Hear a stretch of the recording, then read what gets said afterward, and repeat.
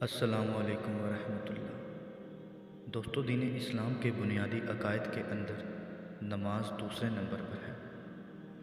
نماز کا مطلب اللہ تعالیٰ سے مانگنا، التجا کرنا اور عبادت کے ہیں۔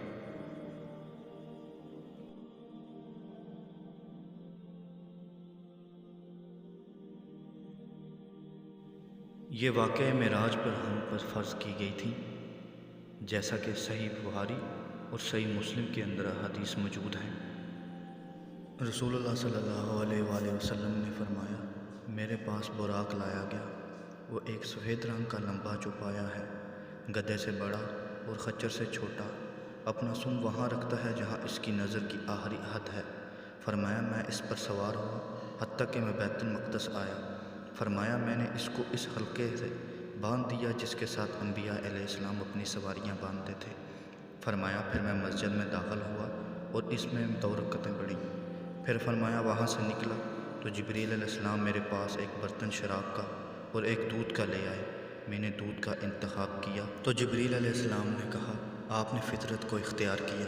پھر وہ ہمیں لے کر آسمان کی طرف بلند ہوئے۔ جبریل علیہ السلام نے دروازہ کھولنے کو کہا تو پوچھا گیا آپ کون ہیں؟ کہا میں جبریل ہوں۔ پوچھا گیا آپ کے ساتھ کون ہے؟ محمد صلی اللہ علیہ وآلہ وسلم ہے۔ کہا گیا اور کیا انہیں بلوایا گیا تھا؟ کہا بلوایا گیا تھا۔ اس پر ہمارے لیے دروازہ کھول دیا گیا تو میں اچانک آدم علیہ السلام کے سامنے تھا۔ انہوں نے مجھے مرحبا کہا اور میرے لیے خیر کی دعا کی۔ پھر وہ ہمیں اوپر دوسرے آسمان کی طرف لے گئے تو جبریل علیہ السلام نے دروازہ کھلوایا تو پوچھا گیا آپ کون ہیں؟ کہا میں جبریل ہوں۔ کہا گیا آپ کے ساتھ کون ہے؟ کہا محمد صلی اللہ علیہ وآلہ وسلم ہے۔ کہا گیا کیا انہیں بلوایا گیا تھا؟ کہا بلوایا گیا تھا تو ہمارے لیے دروازہ کھول دیا گیا۔ اب میں 2 خالہ زاد بھائیوں عیسیٰ ابن مریم اور یحییٰ بن زکریا کے سامنے تھا۔ اللہ ان دونوں پر رحمت فرمائے اور سلامتی بھیجے۔ دونوں نے مجھے مرحبا کہا اور دعائے خیر کی۔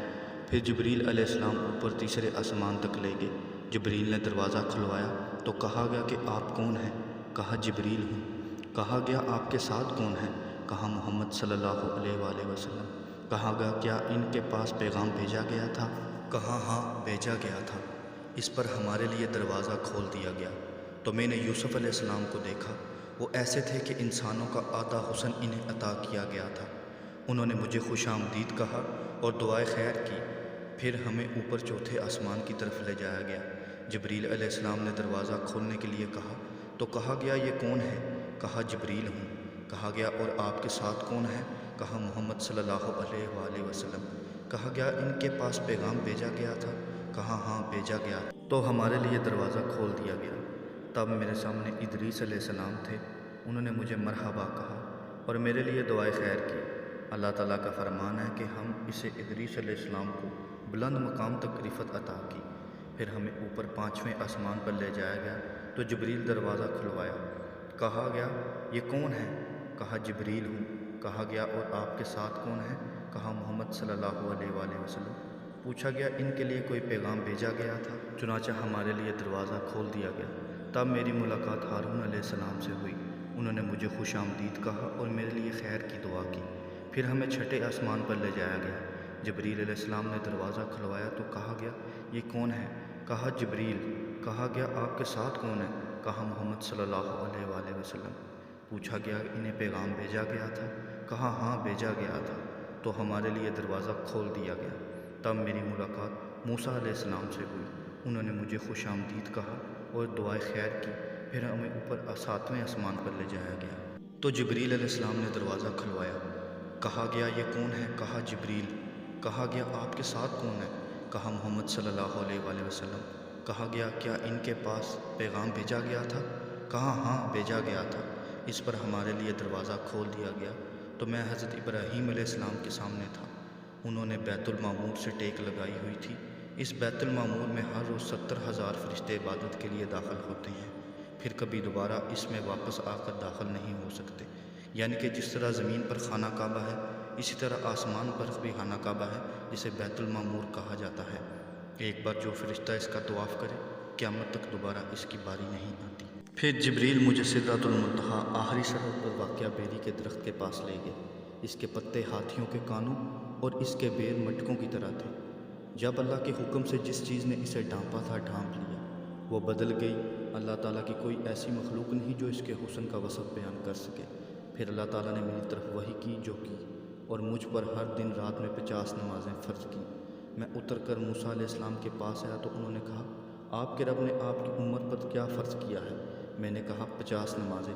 موسیٰ علیہ السلام نے کہا، اپنے رب کے پاس واپس جائیں اور اس سے تخفیف یعنی کہ درخواست کریں، کیونکہ آپ کی امت کے لوگوں کے پاس اس کی طاقت نہ ہوگی۔ میں بنی اسرائیل کو آزما چکا ہوں۔ دوستو، روایتوں میں ہے کہ موسیٰ علیہ السلام کی امت پر 2 نمازیں فرض تھیں، فجر اور عصر کی۔ نہ ان میں رکوع تھا اور نہ سجدہ، صرف تسبیح تھی۔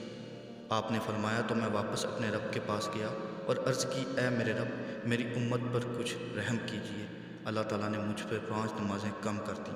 میں واپس موسیٰ علیہ السلام کی طرف آیا اور کہا، اللہ تعالیٰ نے مجھ سے 5 نمازیں گھٹا دیں۔ انہوں نے کہا، آپ کی امت کے پاس اتنی نمازیں پڑھنے کی طاقت نہ ہوگی، اپنے رب کی طرف لوٹ جائیے اور اس سے تخفیف کا سوال کیجیے۔ آپ صلی اللہ علیہ وآلہ وسلم نے فرمایا تو میں اپنے رب تبارک و تعالیٰ اور موسیٰ علیہ السلام کے درمیان آتا جاتا رہا۔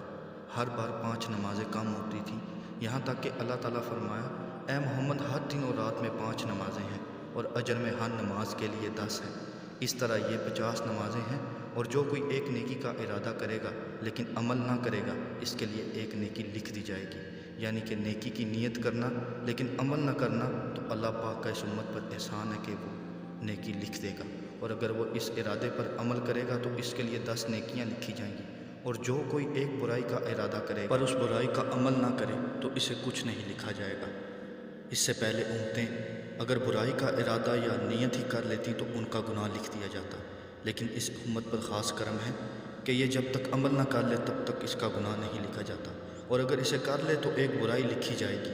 آپ نے فرمایا، میں اترا اور موسیٰ علیہ السلام کے پاس پہنچا تو انہوں نے خبر دی، انہوں نے کہا، اپنے رب کے پاس واپس جائیں اور اس سے مزید تخفیف کی درخواست کریں۔ تو صلی اللہ علیہ وآلہ وسلم نے فرمایا کہ میں اپنے رب کے پاس بار بار واپس گیا، حتیٰ کہ میں اس سے شرمندہ ہو گیا ہوں، کیونکہ 5 نمازیں بار بار کم ہو رہی تھیں۔ ایسا نہ ہوتا کہ 5 نمازیں ہی ختم ہو جاتی۔ دوستو، یہ تو تھا واقعہ معراج کی احادیث جب ہم پر نمازیں فرض کی گئیں۔ اللہ تعالیٰ ہمیں اپنے دین کو سمجھنے، اس پر عمل کرنے اور دوسروں تک پہنچانے کی توفیق عطا کرے۔ السلام علیکم ورحمۃ اللہ۔